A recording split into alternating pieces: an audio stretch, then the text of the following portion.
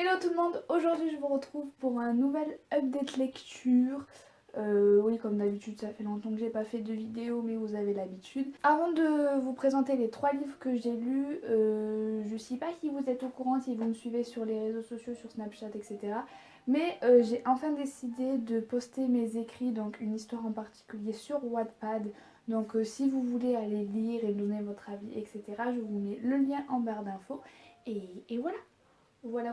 Je compte faire une vidéo sur ma chaîne principale exclusivement sur euh, ma passion sur l'écriture, l'idée de mon histoire, tout ça. Donc si ça vous intéresse, n'hésitez pas à aller vous abonner à ma chaîne principale, même si je fais beaucoup moins de vidéos qu'avant et que je vais peut-être même l'arrêter. Donc voilà. Donc je vais commencer tout de suite avec le premier livre que j'ai lu en mois de mars. Donc ça fait très longtemps. Donc fait très longtemps, faut pas que j'abuse non plus, mais ça fait un certain moment. Donc si je ne me rappelle plus, non c'était pas en mois de mars, c'était en mois d'avril, Léa ça va plus. Donc si je ne me rappelle plus, si je suis un peu brouillon, tout ça, excusez-moi, mais ça fait un petit moment quand même. Donc le premier que j'ai lu, c'est Les Contes Macabres de Edgar Allan Poe. Donc c'est l'ouvrage magnifique chez les éditions. En fait, je sais pas si les éditions c'est Métamorphose ou oui, non, c'est la collection Métamorphose et l'édition c'est les éditions Soleil. Donc c'est juste magnifique. Je vous laisse regarder, admirer cette beauté. Donc déjà l'objet livre est juste magnifique. C'est déjà un plus, c'est un avantage pour le livre. En plus avec les illustrations de Benjamin Lacombe, je suis amoureuse de cet illustrateur. Il fait un travail juste magnifique. Donc l'objet livre se présente en plusieurs parties. Donc vous avez les contes. Donc je vais vous montrer des petites images puisque ça vaut quand même le tour d'être regardé. Voilà, vous avez donc les contes avec des illustrations juste magnifiques. Donc en deuxième partie, vous avez une biographie qui a été faite par Baudelaire. Voilà, je me suis rappelée. Ensuite, vous avez une autre partie avec la notice, les notes, etc. de mots qui... Parce que Edgar Allan Poe a beaucoup de références et on ne les connaît pas forcément, donc c'est pratique pour nous. Donc il y a une petite partie avec toutes les références qu'on ne connaît pas forcément, donc on peut aller chercher là-dedans. Et la dernière partie, c'est 3 biographies sur Edgar Allan Poe, Benjamin Lacombe et Charles Baudelaire. Donc c'est quand même un ouvrage assez complet. J'ai beaucoup aimé admirer le livre. Moi quand j'ai des ouvrages comme ça entre les mains, je passe plus mon temps à admirer l'objet livre qu'à lire en fait. Mon avis sur les contes, les contes en général. Alors c'est marqué, j'ai vu ça sur Amazon je crois, c'est marqué que ce sont des contes pour enfants. Alors si vous voulez acheter ça à vos enfants, je ne vous le conseille absolument pas. Ce n'est absolument pas fait pour les enfants. Je pense qu'ils ne comprendraient même pas ce qu'ils lisent en fait, parce qu'il y a des mots vraiment, c'est... Il y a des phrases et tout, c'est assez compliqué à lire. Donc il faut savoir que ces contes-là, il y a vraiment une ambiance vraiment très lugubre, une ambiance très sombre. Et Benjamin Lacombe, avec son style de, de dessin, il accentue vraiment le côté lugubre du roman, enfin du livre, et j'ai beaucoup aimé ça. C'était vraiment beau à lire, vraiment beau à regarder. L'ambiance est vraiment extraordinaire avec ce livre là. Après les histoires sont vraiment what the fuck, hein. Faut aimer les contes que vous savez pas où l'auteur va chercher ça, ou c'est vraiment waouh quoi.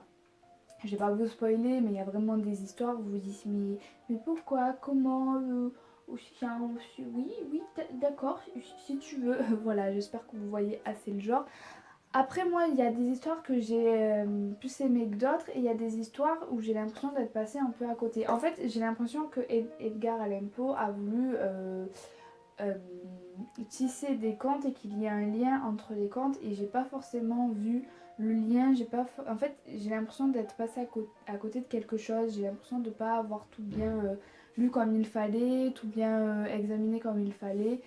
J'ai l'impression vraiment d'être passée à côté de quelque chose, et c'est ça en fait qui m'embête un peu dans ma lecture, c'est que j'ai vraiment l'impression d'être passée à côté de quelque chose, même si j'ai pas mal apprécié à lire les contes, mais vraiment j'ai l'impression d'être passée à côté de quelque chose. Donc je pense que je le relirai dans quelques temps et peut-être que je verrai ce que j'ai raté. Mais en tout cas, si vous aimez les histoires, les contes vraiment très lugubres, très sombres, très what the fuck, je vous conseille vraiment ce livre, enfin, Les contes d'Edgar Allan Poe, parce qu'il répondra à toutes vos demandes et en plus ce livre est juste magnifique. Donc vous pouvez le...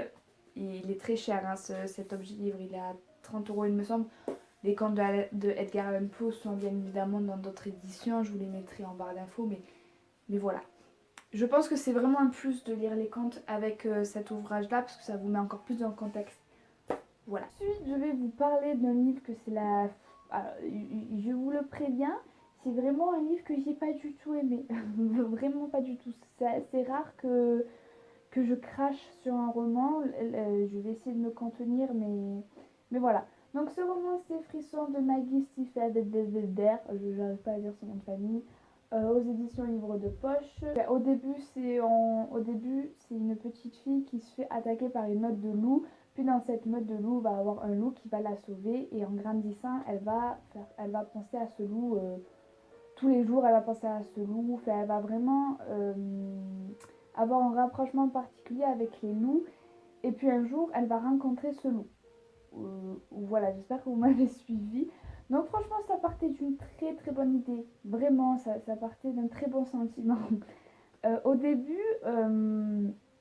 j'aimais bien ma lecture. Je trouvais qu'il y a vraiment quelque chose à faire de l'histoire. Vraiment, c'était super intéressant. Puis, c'était comme un soufflet. Ça fait fou. Après, j'ai détesté ma lecture. J'ai trouvé ça long. Pas de sentiments. Fait. Je me suis pas du tout attachée au personnage. Je trouvais qu'il n'y avait pas assez d'action. La seule action qu'il y avait, c'était vraiment très prévisible. Voilà, j'ai pas du tout aimé. Les personnages, je crois que je vous l'ai dit, ne sont pas du tout attachants. Enfin, pour ma part, je n'ai rien ressenti avec ces personnages-là. C'est plat. L'action, il n'y en a pas vraiment. Le seul truc que j'ai aimé dans le roman, c'était vraiment l'ambiance.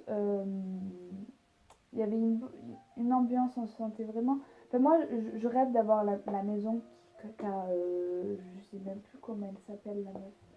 Comment tu t'appelles? Grace.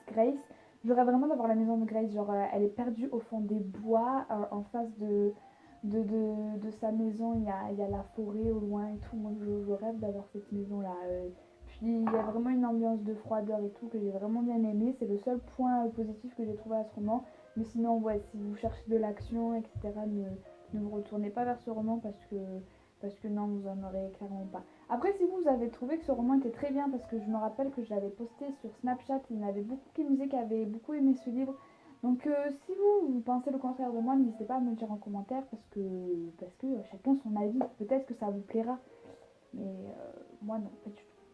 Voilà. Donc ensuite j'ai refait une relecture. Donc c'est un livre que j'ai lu quand j'étais en 6e. Je ne me rappelais pas beaucoup de choses sur cette histoire, à part le gros truc. Je me rappelais de quelques détails, pas, pas énormément non plus. Mais le seul point en fait, c'est que je me rappelais vraiment du gros détail de l'histoire. En fait, tout le suspense est tenu par ça. Et moi je savais ce qui allait se passer, donc forcément... le suspense pour moi n'était pas à son comble. Pour quelqu'un qui ne connaît pas l'histoire, c'est vraiment un livre super. Donc le résumé, on va suivre Rory qui est une lycéenne qui est américaine il me semble, et elle veut faire ses études à Londres. Donc elle va dans un lycée à Londres, donc elle est interne là-bas. Et pendant cette année, à Londres, il y a des meurtres, et ces meurtres-là sont le même mode opératoire que Jack l'Éventreur. Donc tout le monde connaît Jack l'Éventreur, hein, c'est une légende qui a fait beaucoup parler d'elle. Et Rory a une petite sortie qui n'est pas très autorisée par le lycée.